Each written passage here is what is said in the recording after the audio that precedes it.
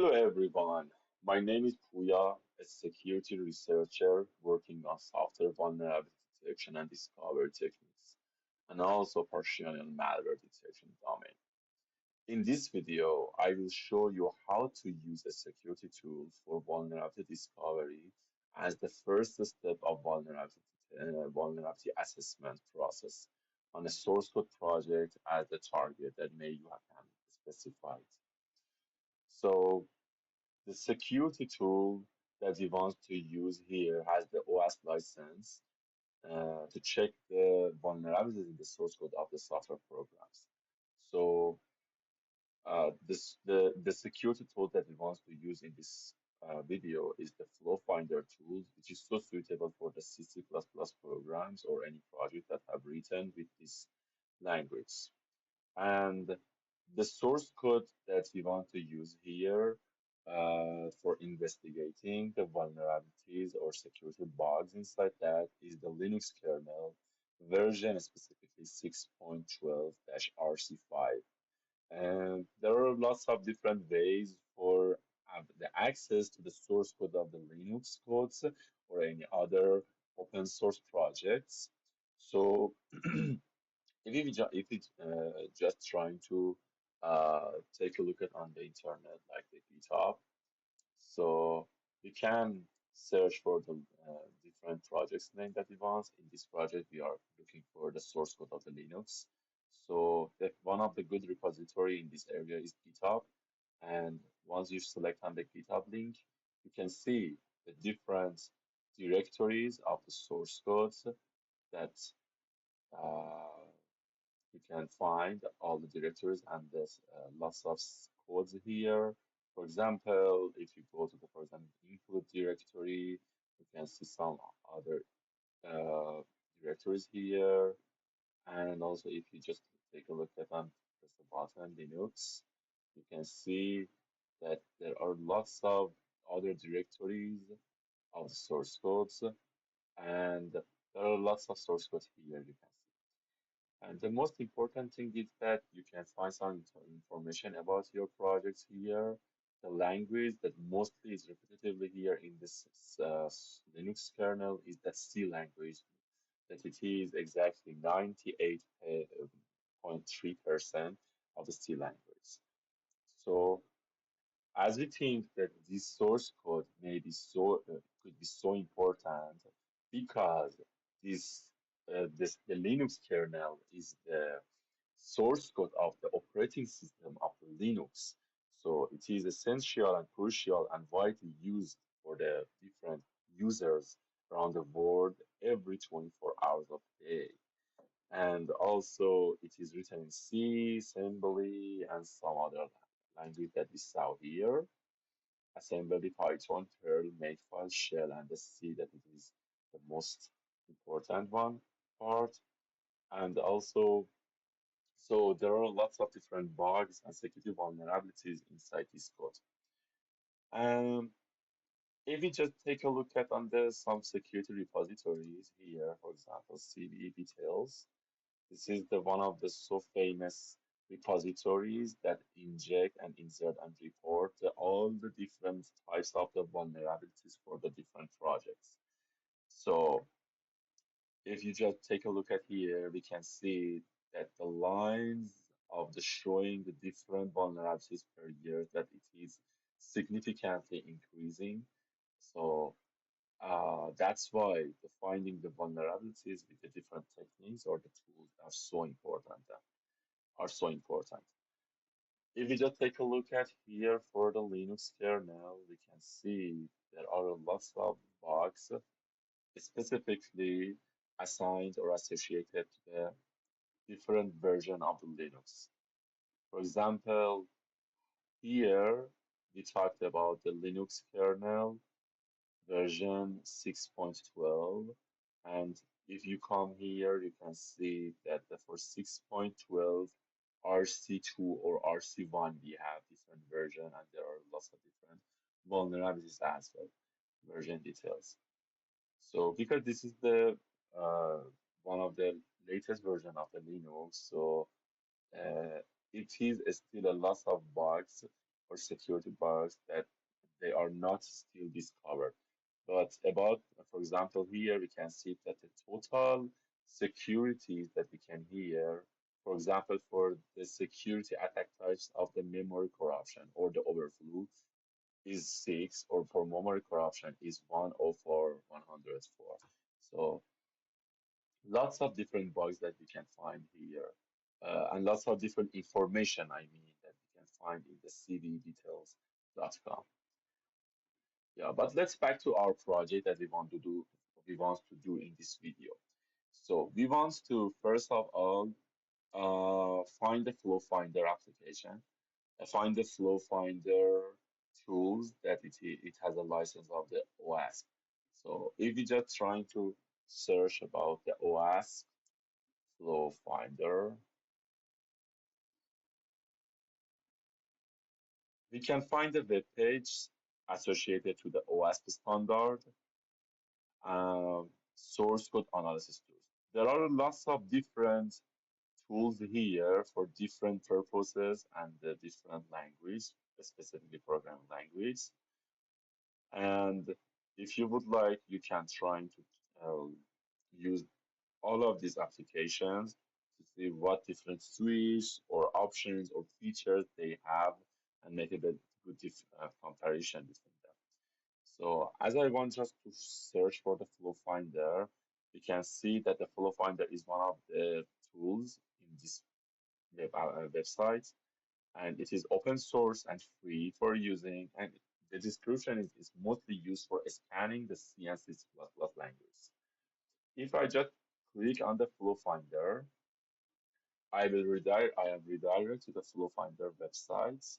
So we can see this is the main website for the Flow Finder. And for installing the Flow Finder, we just need to have the pip install Flow Finder, means that before starting to use this command, we should have to install the Python, specifically Python version 3, and also then install the pip at the top of the Python 3 as one of the so important tools or components for installing the different packages on Python.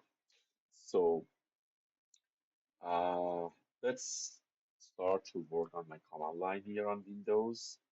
And let's see here. I want to redirect to my desktop first of all. And here, I will just first of all, I will check that do I have the Python or no on my computer. So let's see Python dash dash version. I have the Python 3.3. If you try to check this command and you saw that you don't have any Python, please first of all go back and search for how you can install the Python on your Windows or any other operating systems. So let's see that I have the P version as well. Yes, I have the P version 24.2. So, and by using the switch of the list, I can see the list of the different packages that I have installed on my Python as a package of my Python. So I can see that I have only 4 packages that they are not necessary right now. So let's start to write it. Install Flow Finder. Yeah, my computer trying to install this package, and the Flow Finder version 2.0.19 is successfully installed on my computer. And if I want to check it, I can see that the Flow Finder is installed here. So for using the Flow Finder, before everything, I need to download the source code of the targets program that I want to do the investigation inside that. As we've already mentioned that we want to work on the Linux code, so we can use for code here and GitHub CLI or HTTPS or git-clone or just trying to download the zip code. I will start to download the zip code. So it started here and to download the zip code, zip file of Linux master, and we just need to wait a little bit for download the source code of the Linux master. Yeah, as you can see, I have downloaded the Linux master zip file, and I'm just trying to extract the directory of the Linux master. And if I just trying to take a look at here, I can see that there are lots of different files and directories for the Linux kernel, and these are the different modules of the kernel Linux source codes. Um, so this is my directory for doing the investigating. So first of all, I need to go to the directory of my file. So if I just try to do the dir, I can see the directory of the Linux kernel. So let's go to the Linux master. Then I will see another inner repository there. So let's go there. And right now, yes, we are in the directory of our target project right now. So let's try to use the commands of the Flawfinder here.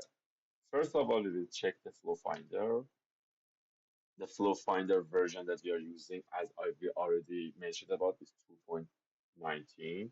For using the Flawfinder, we need to dash dash help to see the different commands and the different suites of the Flawfinder. Here we can see that there are lots of different suites for the Flawfinder. Dash dash allow link, context, columns, or list rule.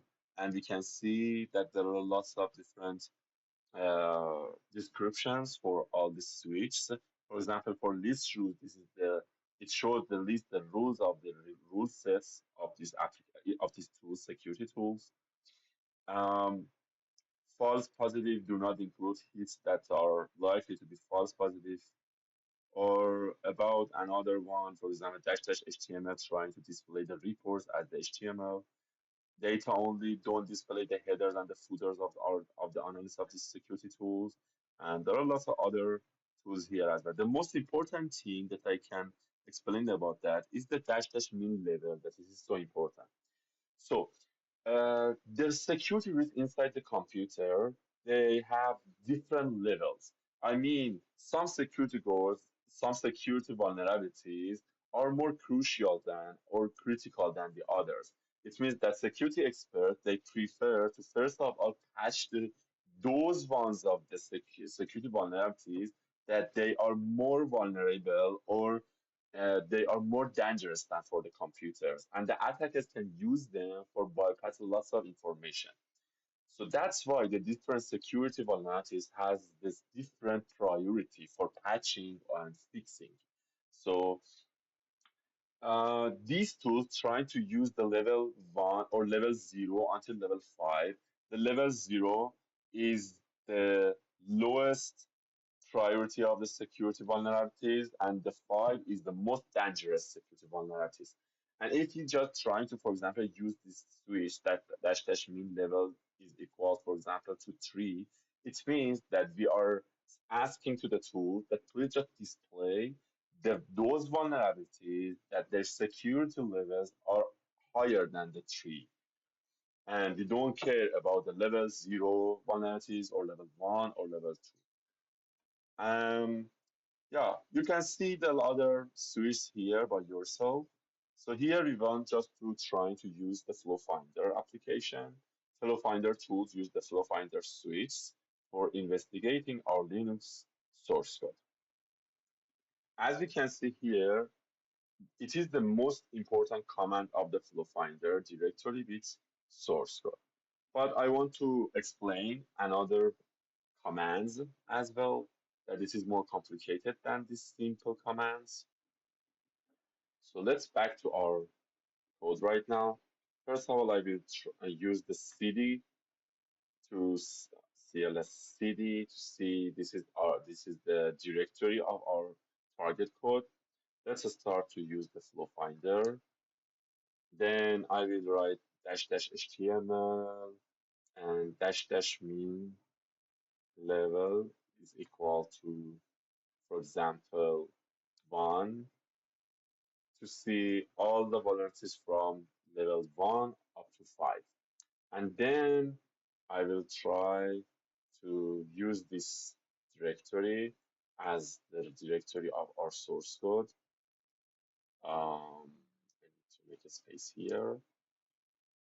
And also, because I put the dash dash HTML here, I need to give the um, name of the .html for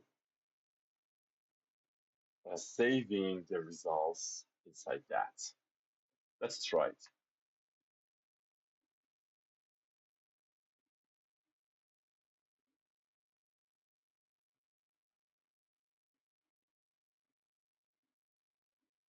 Um,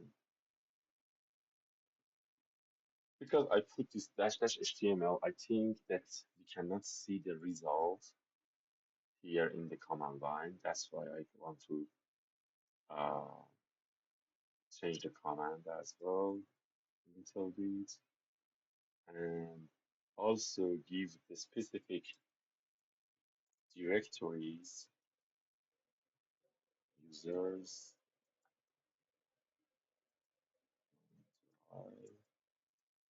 desktop. Yes, I think it would be correct.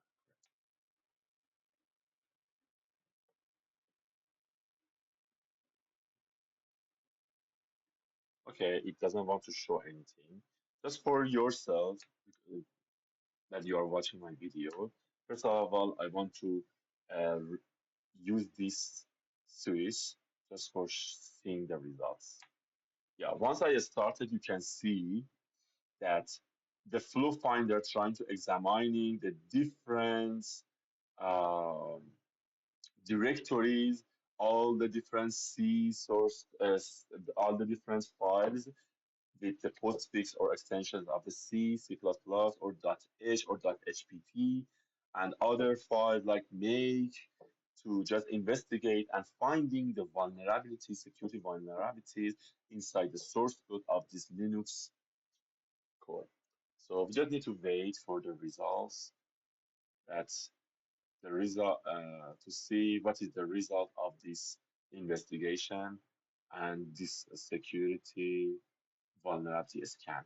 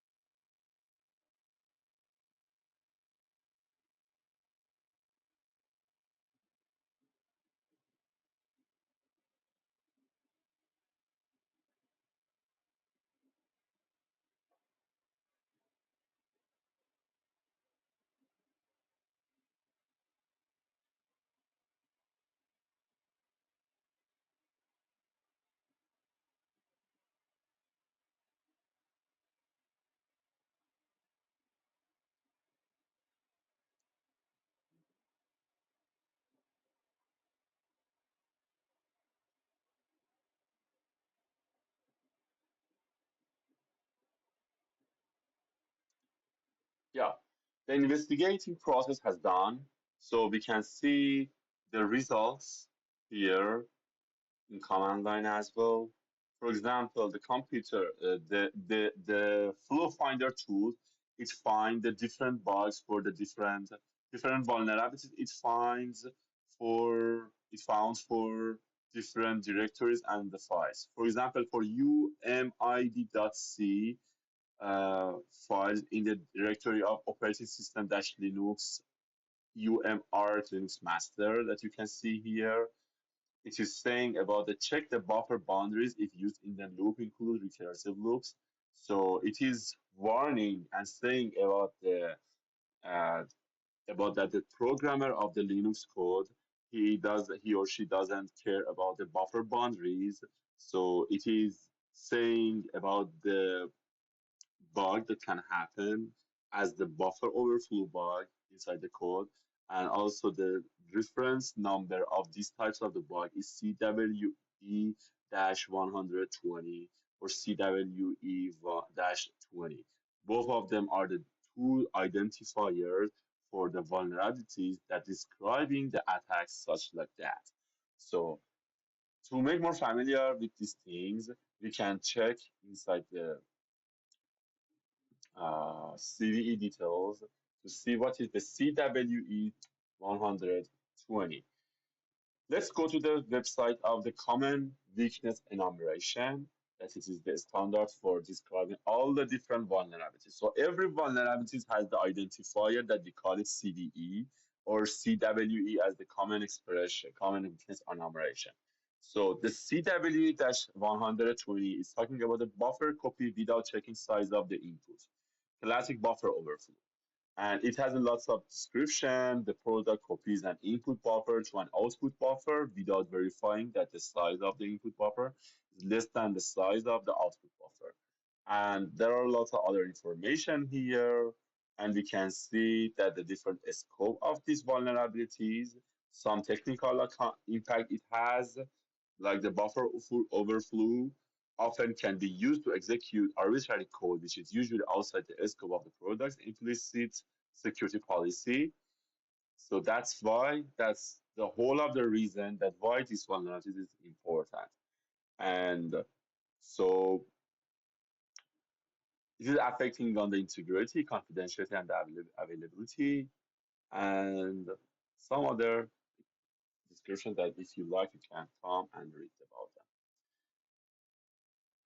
So for the better understanding, I have saved the HTML file that came from this command line inside the PDF, and we can check the information here. So there are lots of investigating different final results that we can see that the Flawfinder found for us: CWE 362, CWE 20, CWE 134. I can open all of them here. CWE 134. Yes, it is about the name of that is used of externally controlled format string. What was the another one? 362. CWE 362. Yeah. It is about the concurrent execution using shared resource with improper synchronization. So classic way we call it race conditions. It is another vulnerabilities that the Flawfinder found in our application, in our source code target, which is Linux kernel module. Let's take a look again inside our investigating. Another new CWE, another new finding, CWE-78. CWE-78. So that's the way that you can check all the CVE vulnerability that the Flawfinder or other security tools will find for you with the MITRE corporation for to see what vulnerabilities that they existed on this on your target source code. So CWE-78 is about the improper neutralizations of a special element used on OS commands. And there are lots of other descriptions here that you can see if you would like about these vulnerabilities as well. So for example, the common consequences that can happen here, the security experts here mentioned that the attackers could execute unauthorized operating system commands, which could then be used to disable the product or read and modify data for which the attacker does not have permission to access directly. And all of them make sense here. Let's see if there are any other vulnerabilities inside our source code. I think most of them are same to the 362, 120, 134, or 78 that we already saw. Let's see if there is any new thing here. Uh-huh. 119 as well. It's another one. CWE 119. It's also about the improper restriction of operation within the bounds of the memory buffer. So similar to buffer overflows. But CVE that we already found.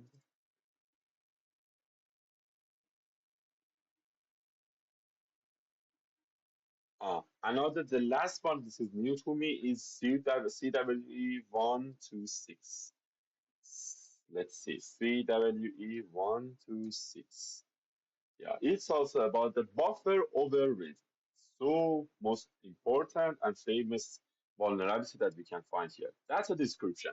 The product reads from buffer using buffer access mechanisms such as indexes or pointers that reference memory location after the target buffer. Yeah. So in this video, I try to teach you and get more familiar you with the different options suites that you can use for Flawfinder tools for investigating the different vulnerability and trying to discover the vulnerability that this static code analyzer can find you for your computer target, for your project target. So I hope that you enjoy from this video and thank you for your attention. Take care. Bye.